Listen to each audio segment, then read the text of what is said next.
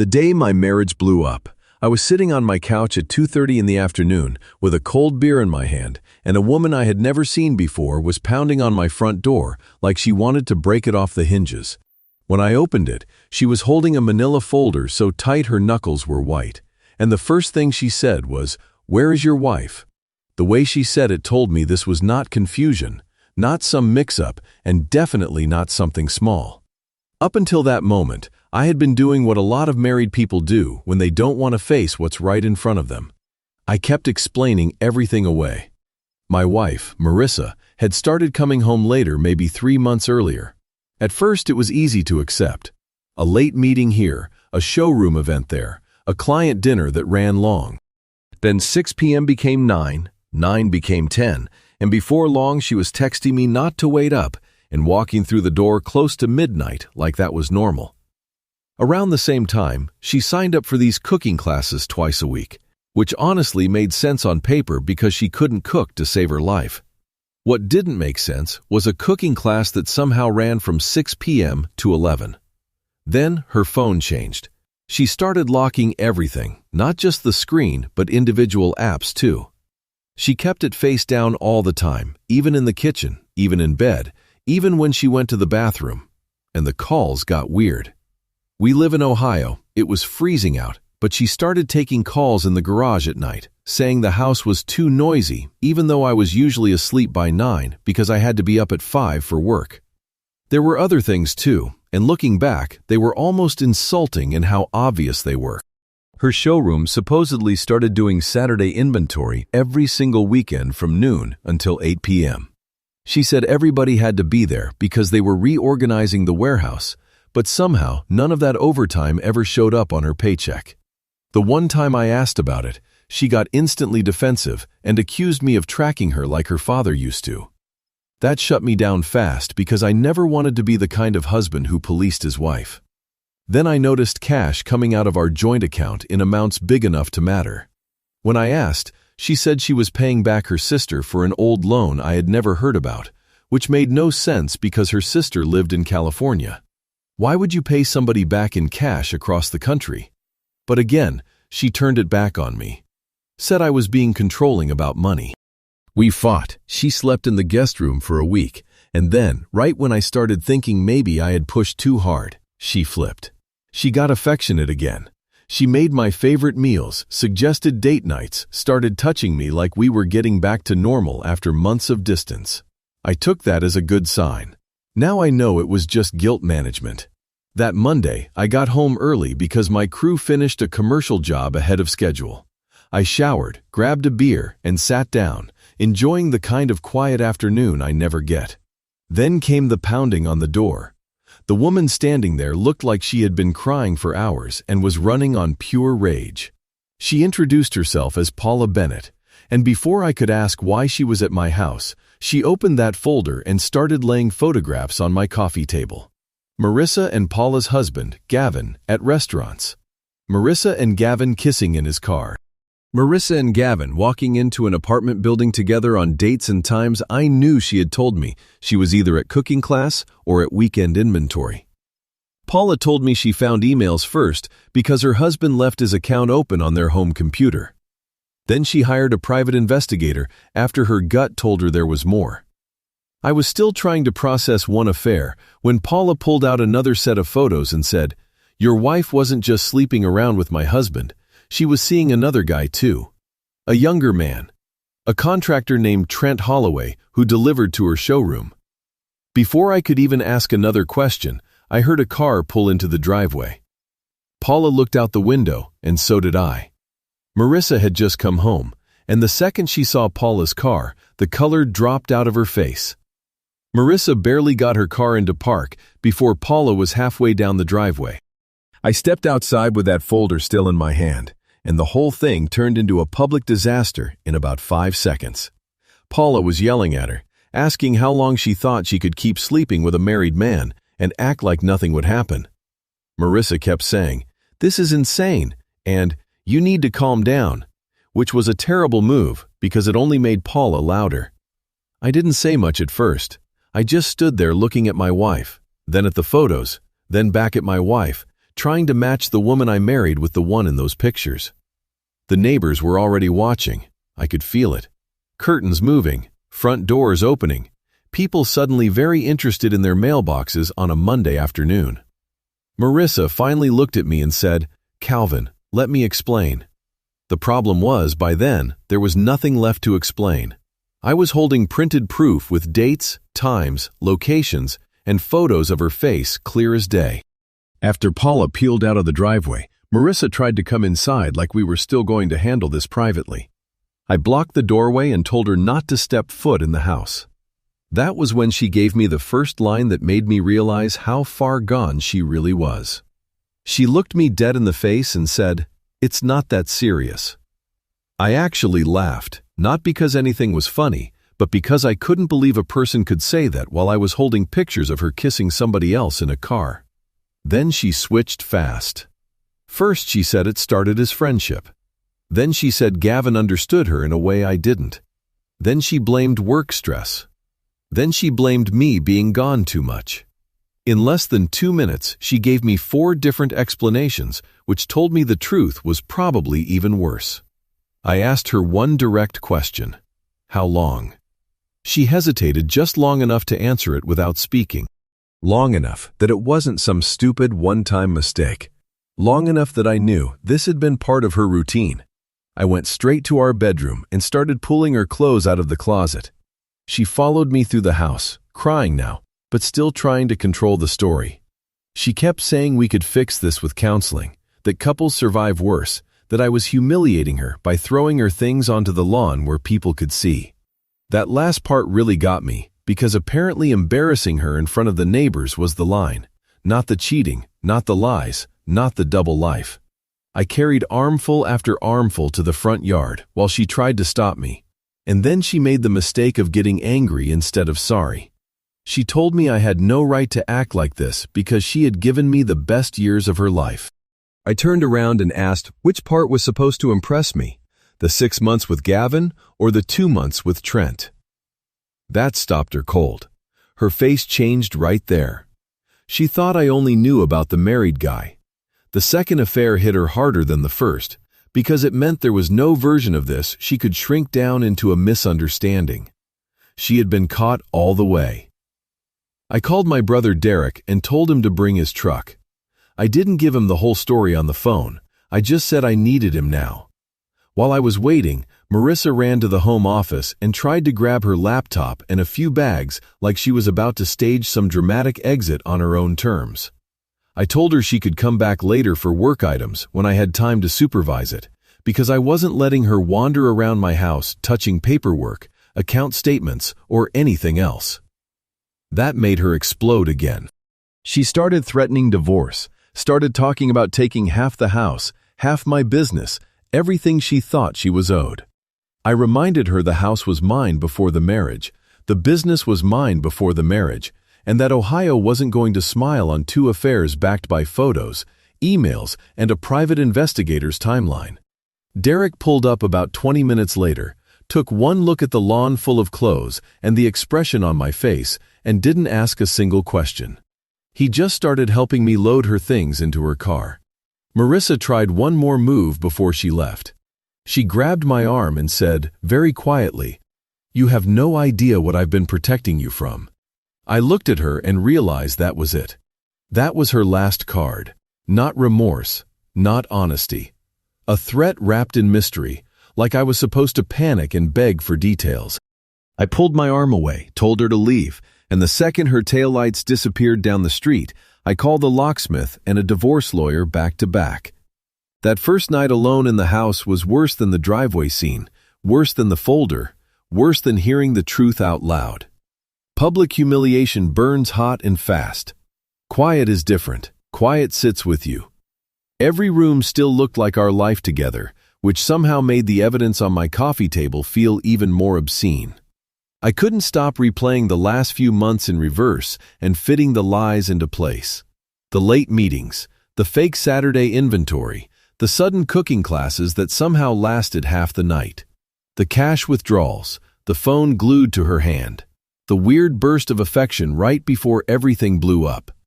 I kept thinking about how many times she had come home from another man, kissed me on the cheek, and acted like nothing was wrong. My phone was lighting up nonstop with calls and texts from her mother, from friends who clearly had some cleaned-up version of the story. I didn't answer any of them. Around midnight, I finally turned the phone face down, just like she used to do, and sat there staring at the dark TV screen with that folder beside me like it was a bomb that had already gone off. The next morning I went to work because staying home felt worse. My crew could tell something was off, but nobody pushed. They just let me keep my head down and work. That helped more than any speech would have. Around lunch, one of the guys came over and told me a woman had shown up looking for me, crying, making a scene, insisting she needed 5 minutes. The general contractor had threatened to call the cops if she didn't leave. I already knew it was Marissa. She had moved from excuses to access. That afternoon, I met with my lawyer, Victor Lang, and spread everything across his conference table. The photos, the emails Paula had printed, the dates, the timeline, even the cash withdrawals from our account. He went through it carefully and didn't do the dramatic lawyer thing people expect from TV. He was calm, almost clinical, which honestly helped.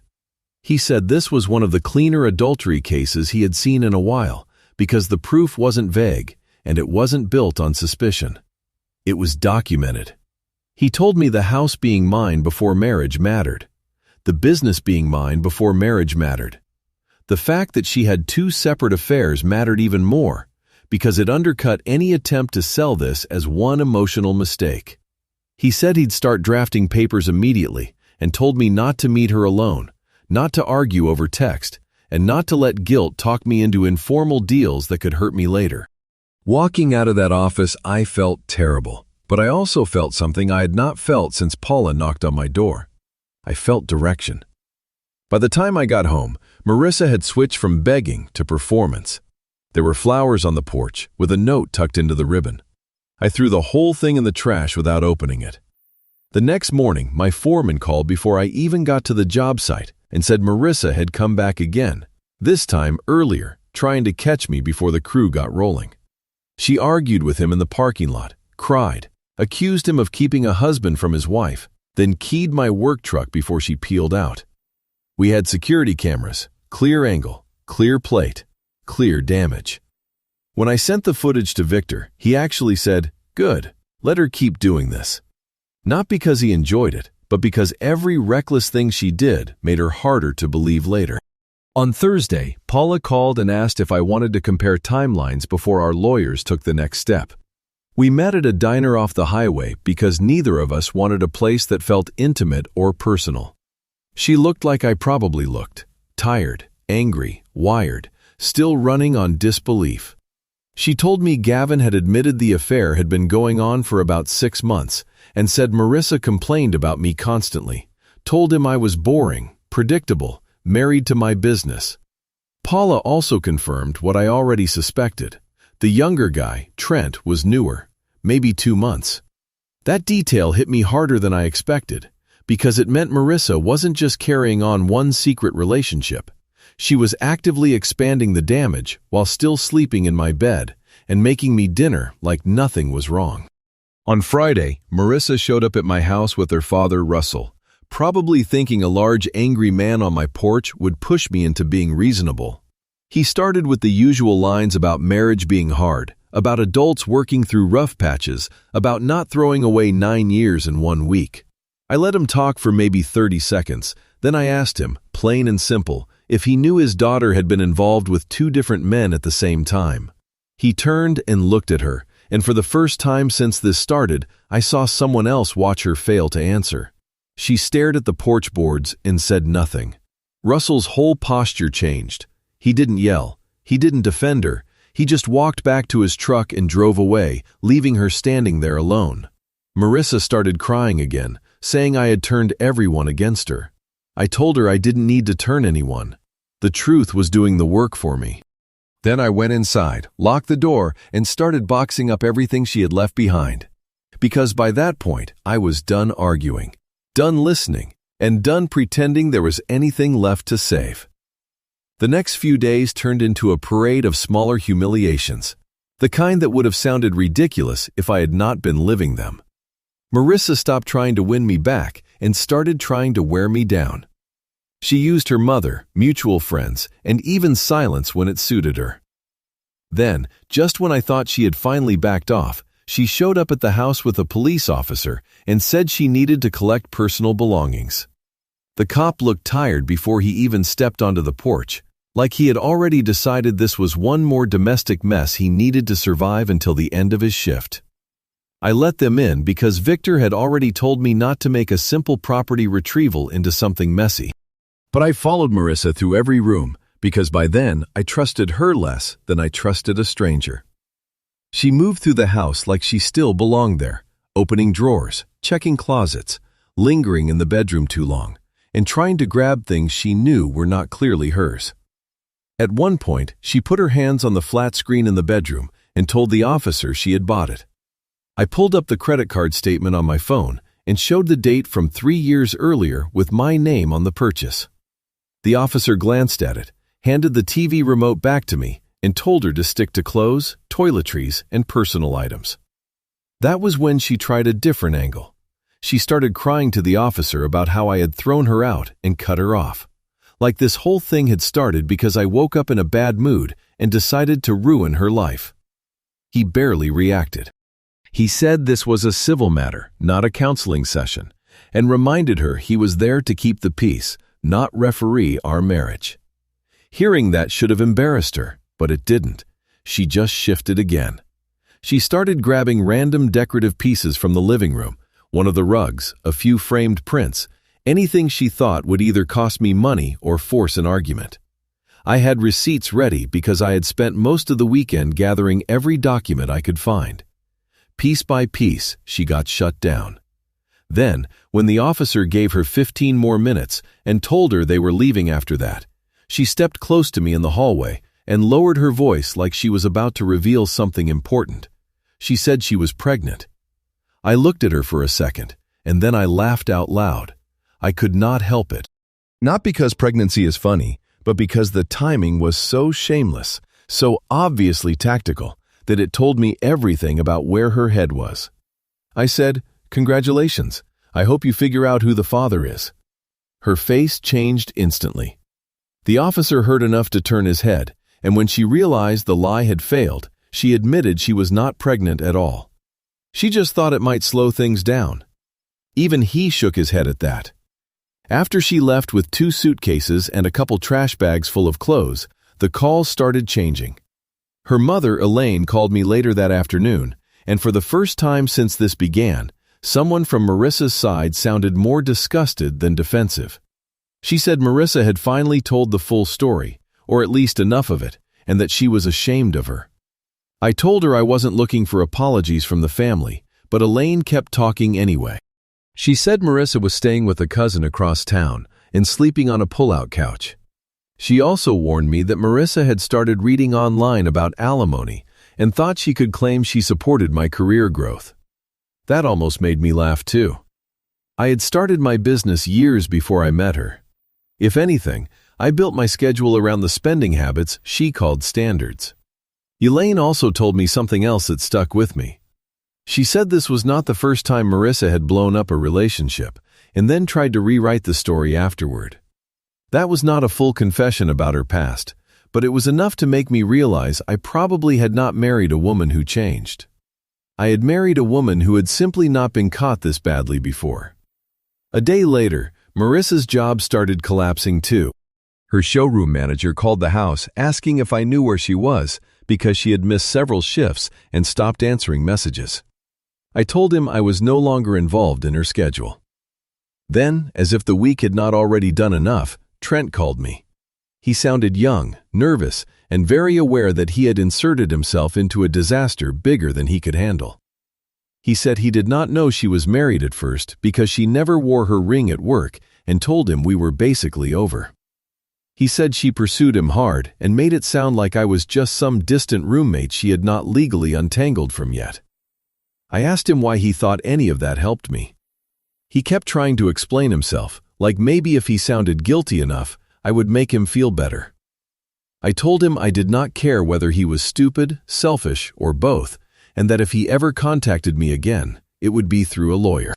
After I hung up, I sat there for a while, thinking about how much effort Marissa had put into maintaining separate lives for separate men, while still keeping a normal face for me. That was the part that kept getting me. Not just the cheating, the administration of it, the scheduling, the stories, the confidence. By then, I wasn't grieving a marriage anymore. I was trying to understand how long I had been living with someone I never actually knew. By the end of the second week, the shock had worn off enough for me to start seeing the practical side of what came next.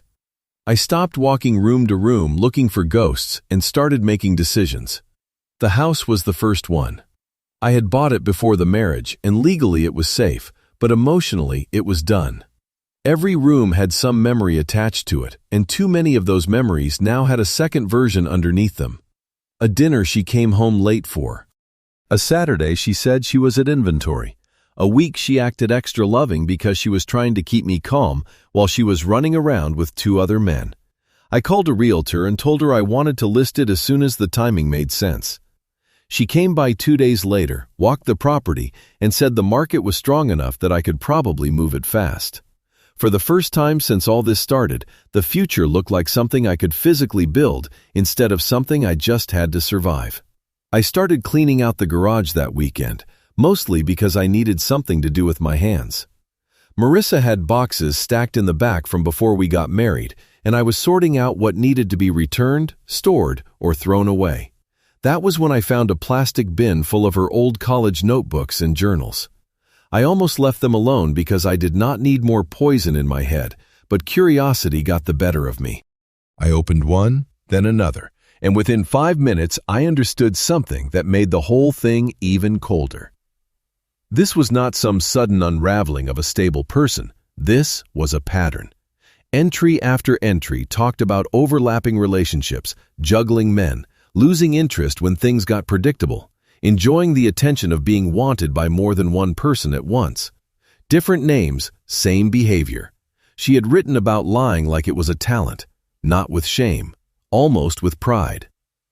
I sat on the garage floor holding that notebook and realized the worst part of my marriage had not been destroyed in the last 6 months. I had just finally been allowed to see what had always been there. That discovery changed the way I handled everything after that. I stopped wondering if I had missed some way to save us. I stopped replaying conversations to see whether I could have prevented it. Victor called early the next week and told me the divorce papers were finalized and ready to be filed. He said the service might take a little time because Marissa was bouncing between relatives, but the case itself was strong. He also told me not to be surprised if she tried to create noise now that the formal part was starting. That turned out to be exactly right. When she was finally served at her cousin's apartment during Sunday dinner, I heard about it before the day was over. Her cousin called Derek, Derek called me, and apparently Marissa exploded in front of the whole family. Plates thrown, screaming, accusing everyone else of betrayal. Acting like legal consequences had been invented just to target her personally. The cousin's husband told her she had to leave that night. Even then, even after all the proof, she still was not embarrassed by what she had done. She was furious that it was costing her something.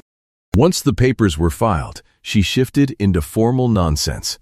She claimed she deserved alimony because she had helped me grow as a man. She wanted half the value of the house.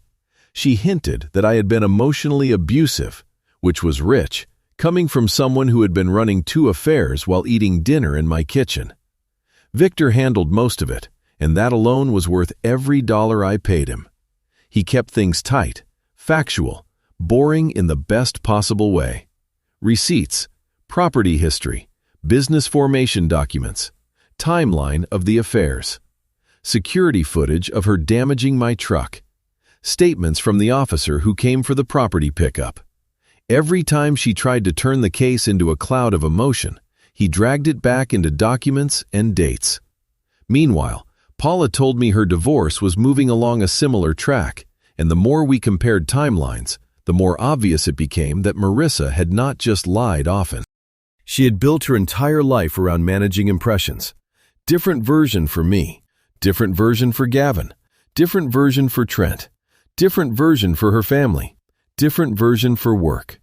There was no single honest Marissa underneath any of it. A few days before the first major hearing, I ran into one more piece of the truth I had not gone looking for.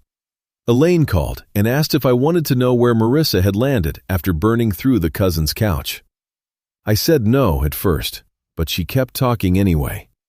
Marissa had lost her showroom job after missing too many days and making too much noise around the fallout. Gavin had gone crawling back to Paula. Trent had blocked her. Her father refused to house her. And now she was living in a tiny studio on the wrong side of town, still telling people I had ruined her life. I hung up and sat there for a long minute thinking about that. Not because I felt sorry for her, and not because I wanted revenge. It was because for the first time, the consequences had become real enough that even she could not talk her way around them anymore. The lies had finally run out of room. The divorce took 4 months to finish, and Marissa used every bit of that time trying to slow it down, muddy the facts, and make herself look like the victim. None of it worked. The evidence was too clean, and once everything got put in front of a judge, instead of passed around through family calls and emotional speeches, the story became very simple. She had 2 affairs. She lied repeatedly. She damaged my property, and she tried to manipulate the process whenever she thought it might help. In the end, she got what was clearly hers and nothing more. Her car was in her name, so she kept that. She got her clothes, personal items, and a few $1,000s from an old joint account we had both forgotten about. No alimony, no part of the house, no part of my business, no dramatic payout for all the damage she caused. I remember walking out of the courthouse feeling less excited than I expected, but a whole lot lighter. It was not joy exactly. It was relief. It was finally being able to exhale after months of holding my breath. Paula and I stayed in touch through all of it because nobody else really understood the specific kind of mess we had both been dragged into. We met for coffee every couple of weeks, usually to compare what our lawyers were saying or to laugh at something our exes had done that week that was so ridiculous it wrapped back around into funny. There was nothing romantic about it at first.